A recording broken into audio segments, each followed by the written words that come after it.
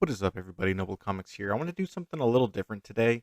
I want to read and review a short story. I'm on Reedsy, which is a place where they have different prompts, and then based on the prompt, you write a short story. And I talked about earlier in one of the videos I did that I wanted to start reviewing stories, and so I think I might start doing that. I'm picking just random people here. The story I have in front of me is called Cerulean. This was somebody submitted this to one of their little contests. It was one of the more popular ones in the horror genre, and I'm a big horror fan, so I thought that I would look it over, see what I thought, and just to let you guys know, I did read a little bit of this, and but as I was reading, I was like, you know what, I should probably just do this live for like a real reaction. So without further ado, let's read it, and I do want to say, to this Anne Marie Miles person here.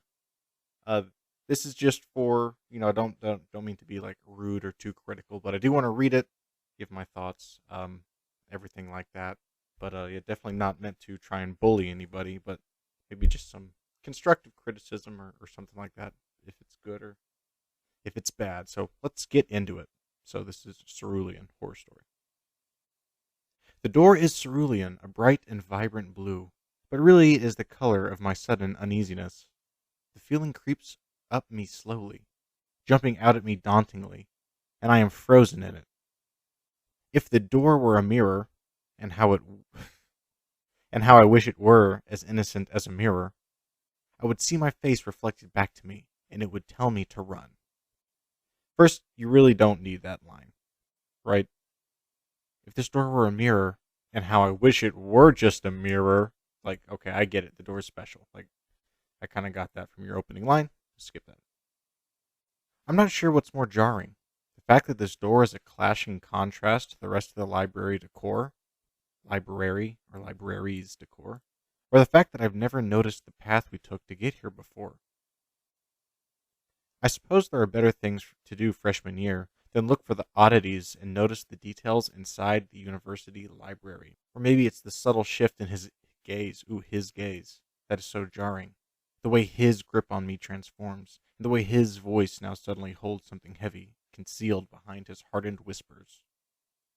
It seems impossible to retreat now, even if I had the courage to turn and run away, following my screaming gut all the way down the stairs at the library doors. There's still a part of me that is curious, hopeful, lustful. Little cringe right there with the semicolons, but you know what? I am a semicolon enjoyer, so seeing them out in the wild, always good to see that. And here's the bombshell. Wasn't dating a professor supposed to feel dangerous? I like that. Gets its own paragraph break. Wasn't that how it felt just moments ago when he'd pressed me up against the wall of the shelved books downstairs and kissed me, and I thought to myself, is there anything more thrilling than this? Some italics. Wasn't it the same exciting feeling that I'd felt when he'd whispered into my neck that he had a secret to show me, and I eagerly followed him up the stairs? Ooh, this professor sounds shady. I thought it was thrilling before. We were nothing but flirty eyes and lingering bodies inside an empty lecture hall room, neither of us willing to be the first to say goodbye. He chipped away his desk with his nails while I'd fingered it, tracing circles and pathways across the dark mahogany wood. Each stroke a question. What would your skin think of this? Jesus Christ.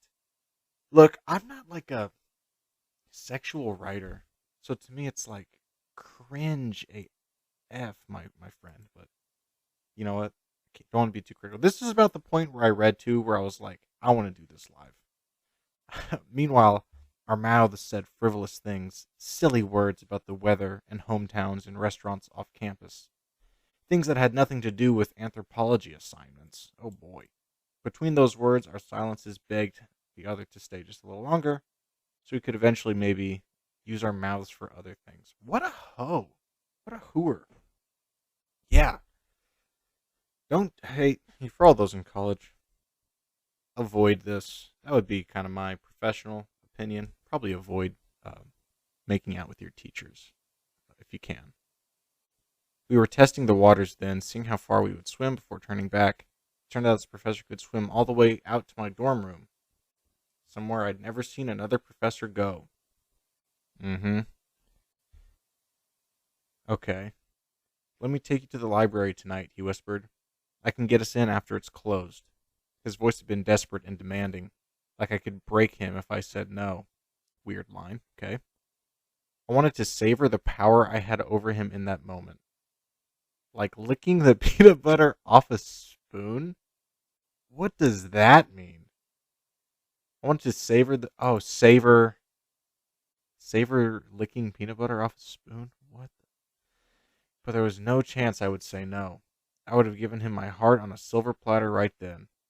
I was breathless when I said, "What time?"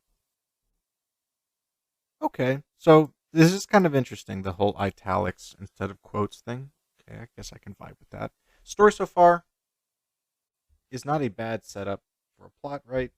It's maybe a little bit too sexual for my taste, but it's not a bad setup so far, right? Because what do we know? Person's dating a teacher. They're a freshman, so they don't know much. They just got here. Dating this teacher who's obviously interested in them, and the teacher has invited them to this library, to this weird door that they haven't noticed before, that she hasn't noticed before. Okay. Hours later, under a hazy orange street lamp, I'd watch his fingers unlock the double doors like a jungle cat eyeing its prey. Okay. I wanted to lunge at them, feeling them unlocking my body. What the? What? Okay. But even then, just moments ago, I still hadn't been sure. That dangerous, thrilling ripple somewhere within me, undulating like a wave. A lot of commas right here. I'm trying to put this together. I wanted to lunge at them, feel them unlocking my body, but even then, just moments ago, I still hadn't been sure. That dangerous, thrilling ripple somewhere within me, undulating like a wave. Like unsure about the whole situation, okay. There's something illegal about doing the things we both wanted to do, just a school policy that both of us treated like nothing but a suggestion. When the doors pulled open, the scent of the library engulfed me. I read somewhere that the smell of old books is actually the smell of organic matter reacting to light and heat, the decomposition of wood pulp, but really, it is the scent of my body on fire. Jesus Christ, lady, get it together. When I told him, he only smiled, running his finger across the spines as he guided me down one of the aisles. Weird. All these stories dying beneath their fingertips. We get to live a whole other life just by splitting them open. When I heard those words, I thought he was a sexy, young, anthropologic, literary genius, and I couldn't believe he'd chosen me. In that moment, I was certain I'd let him split me open and read me like one of those books. Okay, I did not know that this is what I was going to be reading. I thought it was going to be something else. Okay, if you say so. Also, that's cringe as hell, my guy. If you drop a line like that on a lady, you deserve to get like, I don't know. I don't know. I don't know. I don't want to go there. But ladies, do not be impressed by this. That is cringe as hell, my guy. But apparently it worked. God damn. But now there's an edginess to this thrill, a sense of danger that hadn't surfaced yet, a creature rising from the midnight zone, hair standing on the back of my neck. Or is that his breath? Is he not in front of you? How would it be on the back of your neck if he's on front of you, leading you down the hall? Whatever. I feel my bones run cold, like I'm standing on a precipice. And if I open that door, I might free fall right into the sky. We're at the door now? Okay. Okay, I guess we are at the door. I feel like we didn't get led there, but that's okay, no problem. I never showed anyone this before, he lies. Thought I'd barely register his words. You could have you didn't have to say he lies there. You could have just said he said, and then we could piece together that he's lying. I mean, don't gotta hold my hand, that's okay. My mind lost in a tumbleweed of disregarded warnings. This person does love the metaphors and stuff like that. Big metaphor fan. From my mother, from friends, from school advisories, university campus newspaper. 3 freshman girls still missing. Oh shit. Hook, line, and sinker. I'm sold. This is a literary classic. It's a little, I mean, that's a little heavy-handed, I think. I get it is a short story, but I feel like it's a little heavy-handed way of setting it up. It's like, okay, unless there's a sweet twist to all this, and this is all just a red herring, but we'll see.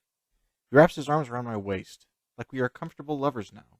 Like the one kiss we shared downstairs turned our student-teacher relationship into something more intimate.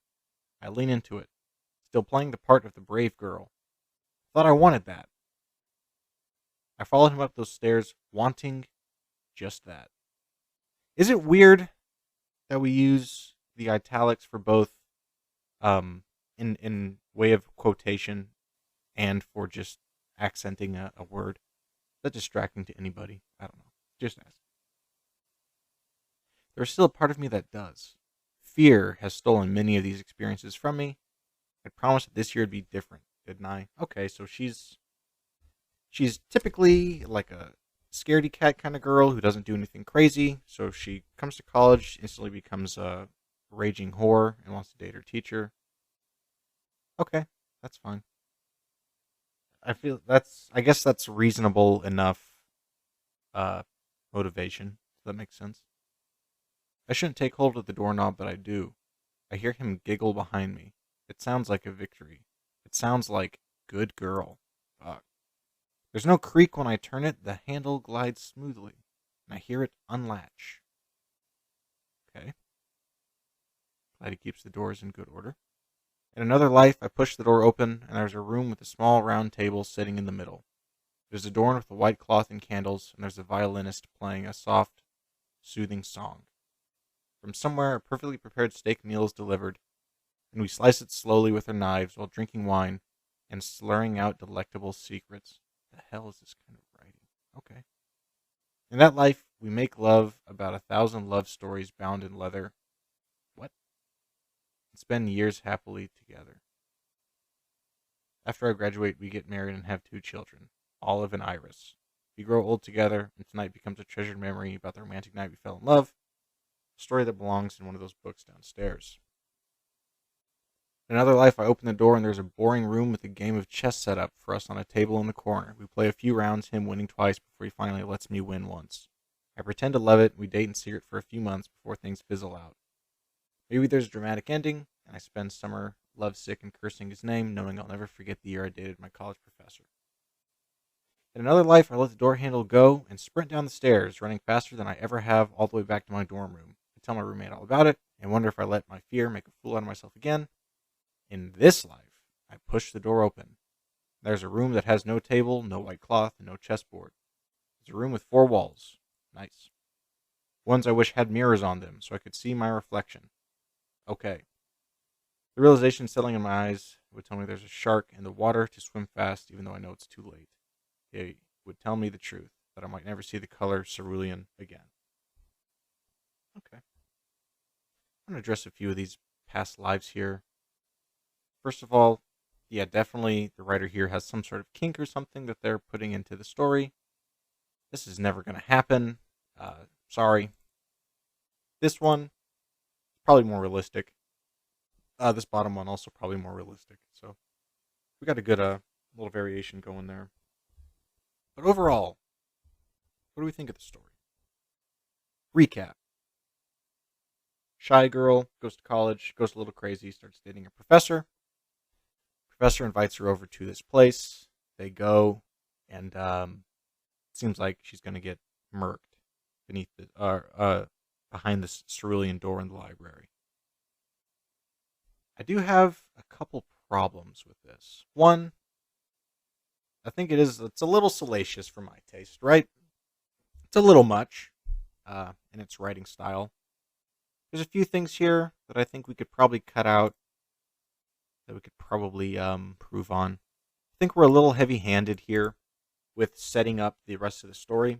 So I feel like up here we have a pretty decent setup. Again, I'd probably cut off some of this like over-sexual stuff.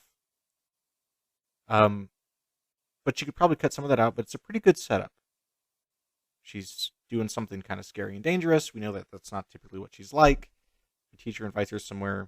We know that something bad is going to happen because, it's a horror story, right? So we know that she's going somewhere that she's not supposed to be going.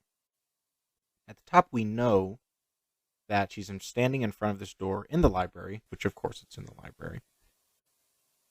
And it's a door that she's never noticed before. So it's apparently clashing with the rest of the library. There's something weird about this door. It's not usually there, is what it seems to be implying. And that's where she's being taken, we learn.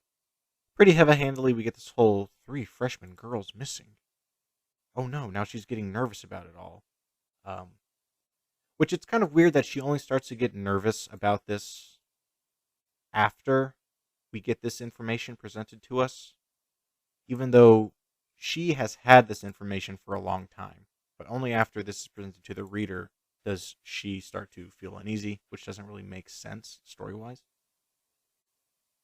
But she goes along with it, and we have these sort of what could have been things, which are fine. I guess it's still building suspense of sort of these different, like, idyllic ending, a normal ending, and then sort of a bad ending. And then we have the actual ending, which we don't really know what it is. We just know that it's not good. And again, she says the mirror thing. I wish these had mirrors on them so I could see my reflection. And I'm guessing that's a callback to up here. She said something like, I wish her was as innocent as a mirror. Which, I don't even get that line. How is a mirror innocent? A mirror is just a reflection. So I guess it depends on what it's reflecting, if it's innocent or not. I guess it's just as an object goes, all objects are pretty innocent. So, because it's like, they're just like a cup is innocent, I guess. So that's kind of a weird thing to put in. The thing that I kind of have a problem with as I'm thinking about this, you might never see the color cerulean again. Ooh, yeah, you might die. So it's kind of a stupid thing for you to do. But again, the motivation sort of made sense. But I guess my thing is, was this supernatural? Because I feel like the actual storytelling is making it seem like this is a professor who preys on and kills students, freshman girls. But the setup here with the whole cerulean door makes it seem like the door is not normally there. Otherwise, like, wouldn't somebody just open the door and find the murdered people in there? And if that's not the case, right? If it is just like, no, it actually is. It's a regular room, and he kills them there, and then he takes the body somewhere else, and he cleans it up there. It's like, why wouldn't he just kill them anywhere else? That's not a library where, they have to go across campus, sneak into the library, and then go to this place. Like, there's so much room there to get caught versus just killing somebody somewhere else. So we've got to assume that this is some sort of supernatural door that doesn't really appear very often. But again, that's not really fleshed out at all. And not everything in a horror story needs to be fleshed out. I actually think that it shouldn't be. But this, it's like, is this supernatural or not? Is the teacher like a demon or a monster? Because it seems like he's a regular teacher. He isn't like a new teacher, right? I mean, if you could have rewritten it to say, like, I was a new student, he was a new teacher. He had just come from a different university. And then we could play on that a little bit to where, like, nobody knows anything about him. He's as much of a mystery as anybody else. He's new here. Nobody knows anything about him. And so he could be like this supernatural entity because we don't know anything about him. But if he is an actual, like, tenured professor, I don't see how he could also be like a supernatural entity. And then if you did do it the way I just said, you could play up as like her dating this guy, slowly realizing that, oh, he's left many other universities. Maybe they're together and she finds, stuff from like 6 different universities and they all had missing people or something like that. It is a short story though, so I can't hate on it too much because you only have, a few paragraphs to really get your point across of what you're doing. But I think we spent too much time describing how attracted they are to one another. And we haven't spent enough time actually building up who our characters are. Like the professor himself, we know 0 about, which I think is definitely by design.